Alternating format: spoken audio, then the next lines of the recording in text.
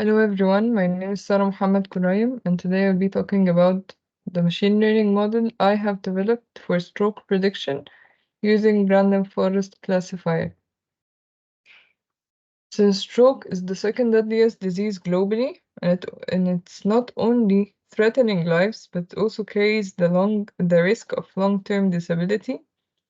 Today, I will be sharing with you the approach I have developed using machine learning to predict strokes early on so that it can be prevented. First, I did data collection using Kaggle.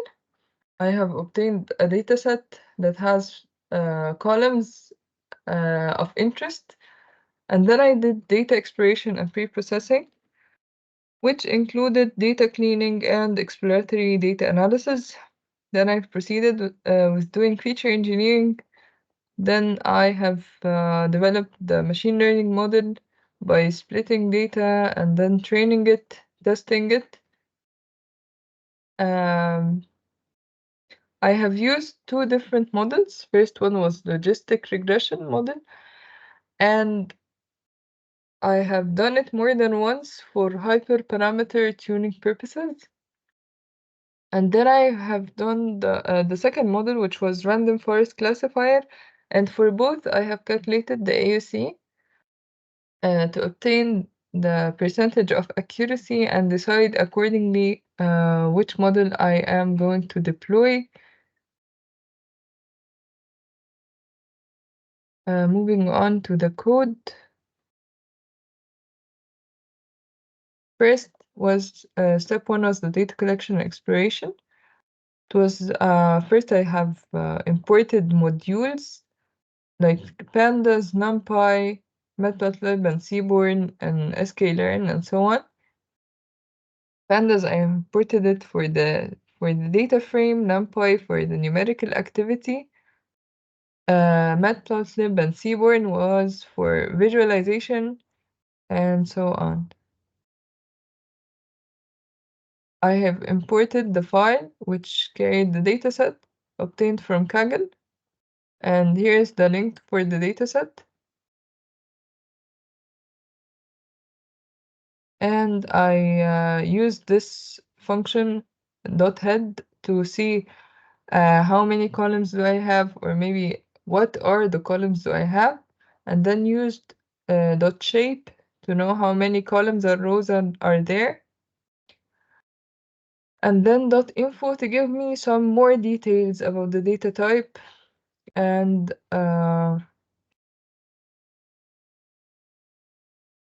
then I have used the function transpose to know some information about the mean, standard deviation, minimum, maximum, Q1, Q2, and Q3 of the numerical columns that I have.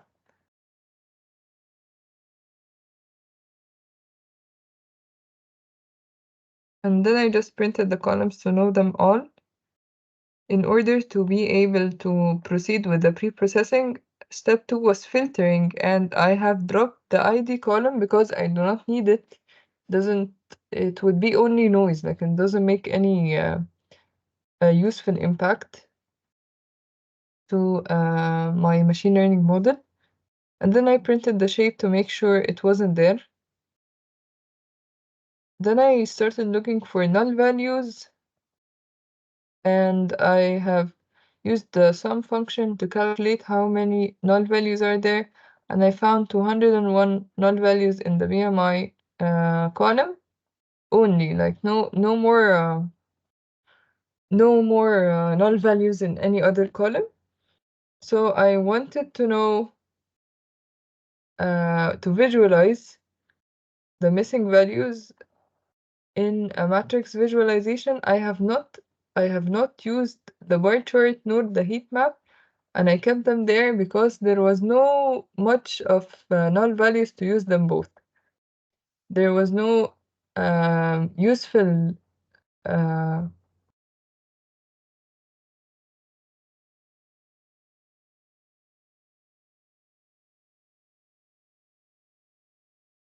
there was no good reason to do the visualization using a bar chart nor a heat map, because the null values weren't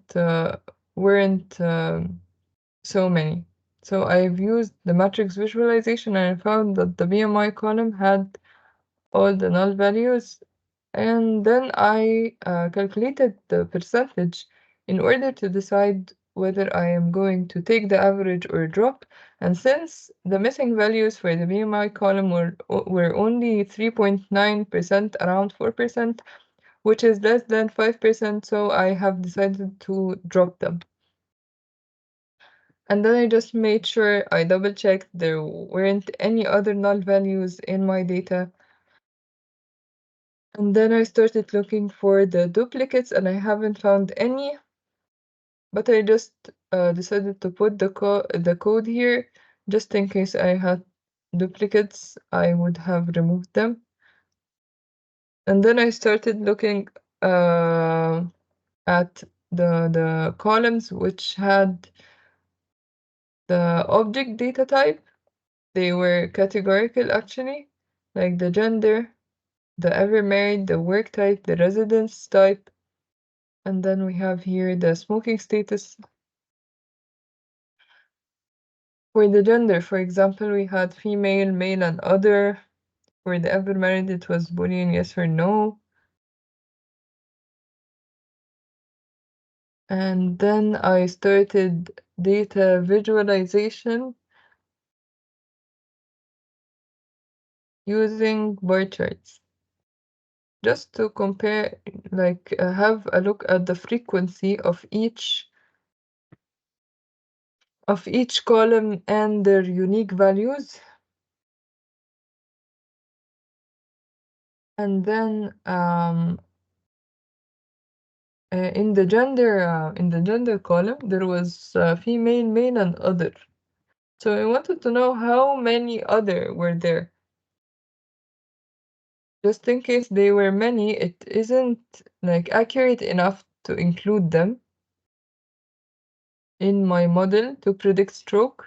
Like it would be more accurate if you know whether it's a female or male, but anyhow, it was only one other value, so I have just dropped it, but it wasn't really necessary. Then I have done the transformation. During transformation, I have started first to replace the values myself, but it would take a lot of time for the rest, so I have used a better approach for transformation, which is the label encoder, using the label encoder, which will actually convert my categorical variables into numerical labels. And then I printed information about my data frame to make sure all data types were numerical, either integer or float, but not categorical or object. Then I did feature engineering. I have had enough already in my enough features for my machine learning model in the data set obtained, but I added the H squared and the HBMI interaction for a better machine learning model.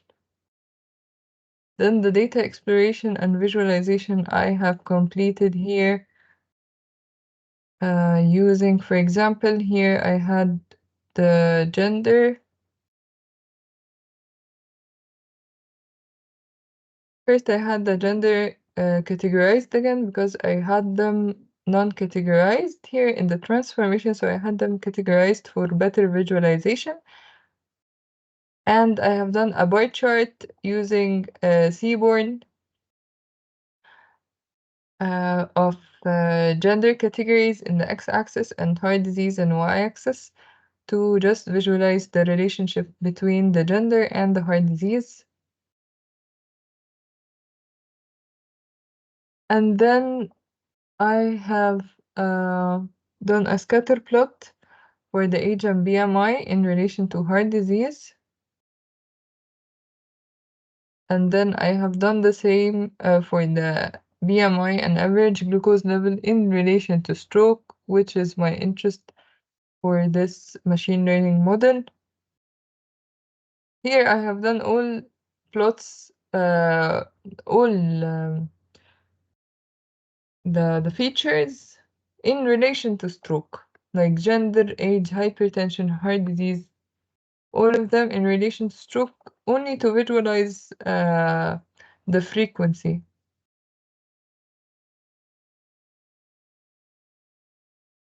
And here I dropped again the gender category column, which I've created just for visualization.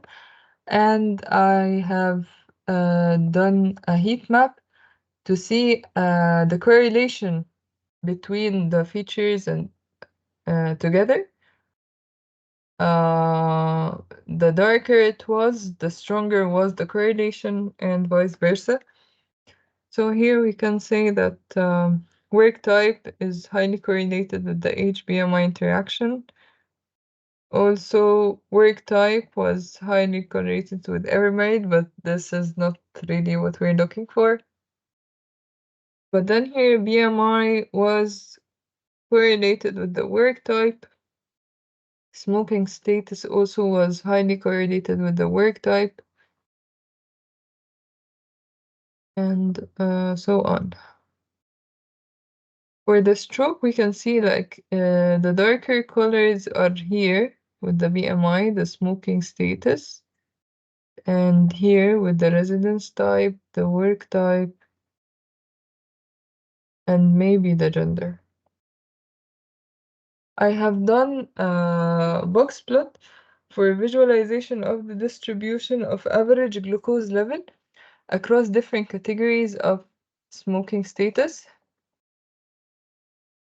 And it had outliers, but maybe we consider them like maybe extreme values. Like some individuals may have usually high or low average glucose levels, or maybe they have extreme smoking habits, which can contribute to outliers in the data.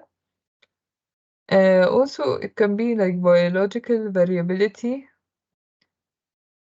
where certain individuals have significantly different average glucose levels or smoking statuses that impact the risk of stroke differently. But moving on, I have done a box plot for each feature just for visualization too.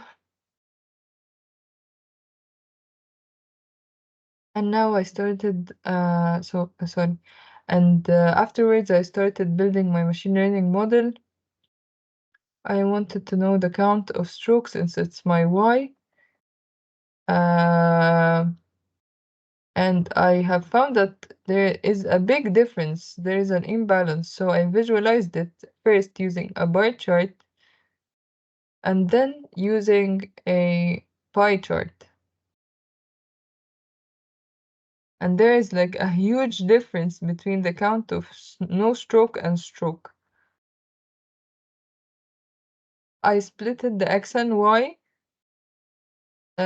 This was done by having a new data frame called new_df, which included all the features but not stroke. So it was my X, all features but not stroke, and then my Y, I only choose the stroke from the original data frame. So my Y would be the stroke and my X would be the new data frame that doesn't include the stroke.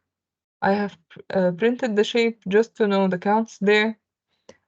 And then I had to address the imbalance in my data using oversampling. Like I used oversampling to solve this issue. The smooth approach I have used here, and I assign new variables for the oversampling X and Y. I printed the shape and I found that the shape was really different. It was doubled. And then I checked for the stroke, which had an imbalance, and I found that now we have solved the imbalance that we faced earlier on and visualized using the bar chart and the pie chart here. Like there was a big imbalance in data, but now we solved it using the smooth approach of oversampling. And then I have visualized again a scatter plot as done earlier, but now after oversampling of BMI and age in relation to stroke. Then I split data into train and test, having the X train X test, Y train Y test, with a random state of 42 and test size of 30%. Then I scaled values using standard scaler. The scaling was done. And then I have done, I have just like printed this snapshot of the transform data.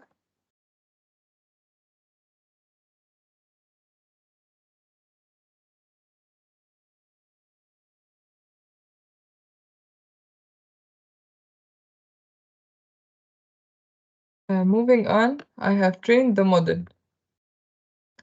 The model was trained using logistic regression, and this was my first machine learning model that I have used.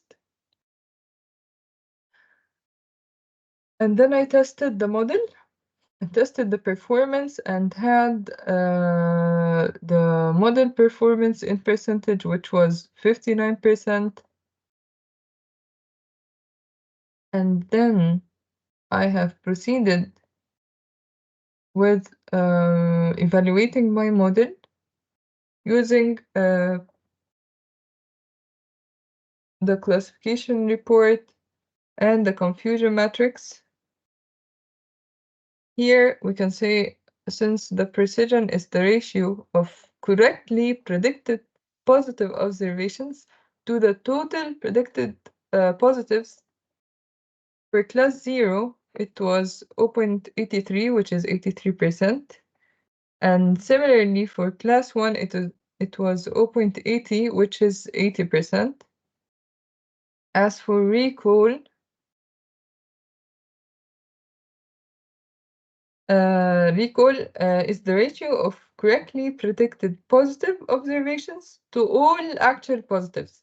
For class 0 it was 79%, and for class 1 it was 84%. And then we have the F-score, which was the harmonic mean of precision and recall. It provides a balance between both, especially when there is an uneven class distribution. So for class 0 it was 81%, and class 1 was 82%. And the accuracy of the model was 81% for all instances.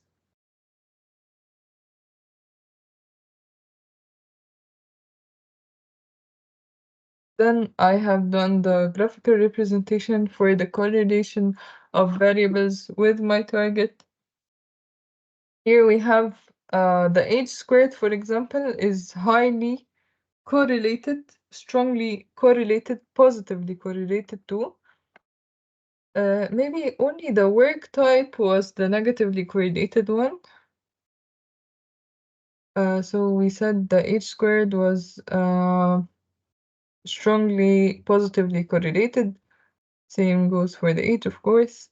And we have these two almost the same, like the hypertension and heart disease. We also have the age BMI interaction strongly positively correlated with stroke. Moving on, I have done more of logistic regression models. And this was for hyperparameter tuning purposes, as mentioned earlier.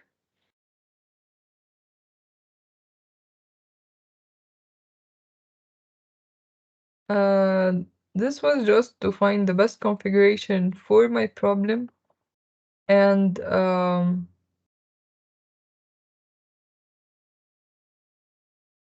moving on, here I printed the accuracy in percentage. It was 82% for my logistic regression model. Here I applied the cross validation and used the k-fold. And actually, the k-fold allows us to perform the evaluation of the model's performance in like more than one time, or maybe in folds. So here it was 10 folds. And why do this? We just repeat it for 10 times. And each time, each fold serves as the validation set once. And then we have the average. Why? To provide more reliable estimate of the model's performance compared to a single train test split. So it's just to get more accurate and reliable results for my logistic regression algorithm. And here I have just printed the results in percentage for the mean and standard deviation for the cross-validation score. And then I calculated the AUC for the accuracy. And here was the visualization in a confusion matrix providing the true positive and true negative for my data, which was crucial in evaluating the performance of my classification models. Here for the logistic regression one, especially like here in the binary classification problem of stroke. Here, by understanding the true positives and true negatives, we have an accuracy assessment of sensitivity, specificity, and so on. So here we have the true negative of 39% and true positive of 42%, 10% of false positive, and 7.4% of false negative. Then I printed a classification report as done earlier, but again, and the accuracy was 82. I guess last time it was 81%, here it's 82%. And then I have obtained the coefficient of all my features, of all features used, because the coefficient represent the importance of or contribution of each feature to the model's prediction. So I have decided to plot them into a bar chart to visualize the relation to stroke, but this time using coefficients. And okay, here the features and their coefficients, and then here is the visualization, and we have gender as maybe not that strongly, but negatively correlated with stroke. And we have the HBMI interaction, just like last time, it's strongly positively correlated with strokes. We have like here the BMI, for example, it's negatively correlated with strokes, but like in a really small matter. And then I have used the random forest, which was the second model that I have used. Split the data into train and test printed the shape just to know the values there. And then I have done the training. Then I tested the model performance and evaluated the accuracy. Here the accuracy was 95%. And then I have also printed a classification report, and here the accuracy was 96%, which is actually really good. And then I had a confusion matrix. The cross-validation and the mean cross-validation accuracy here was 94, I guess. The other one was 80, like in the 80s, but not the 90s, like the Random Forest Classifier here. And then at last I printed the AUC score, which was 0.99% accuracy, and so I had choose the random forest as my machine learning model for prediction. I have just converted it here into a new file just for the random forest model, and I had it and I used Streamlit. Just put labels for each feature for the user to choose.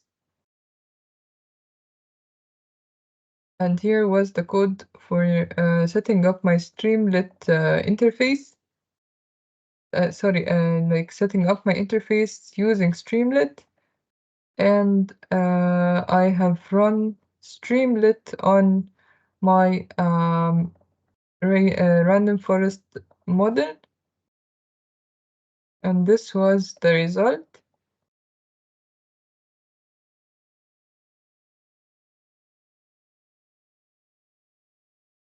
Here we can choose like the age, considering maybe I am 20 and I don't live in a rural residence type. Actually, I don't. Okay. Doesn't matter. I was me.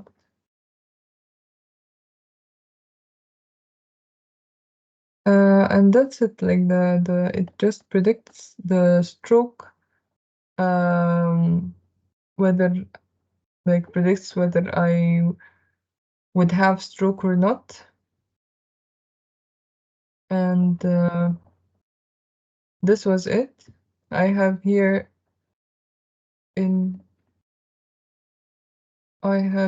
all the files attached, the dataset, the final random forest model, and the all codes provided, all codes explained of both logistic regression and random forest. And that's it. Thank you for listening.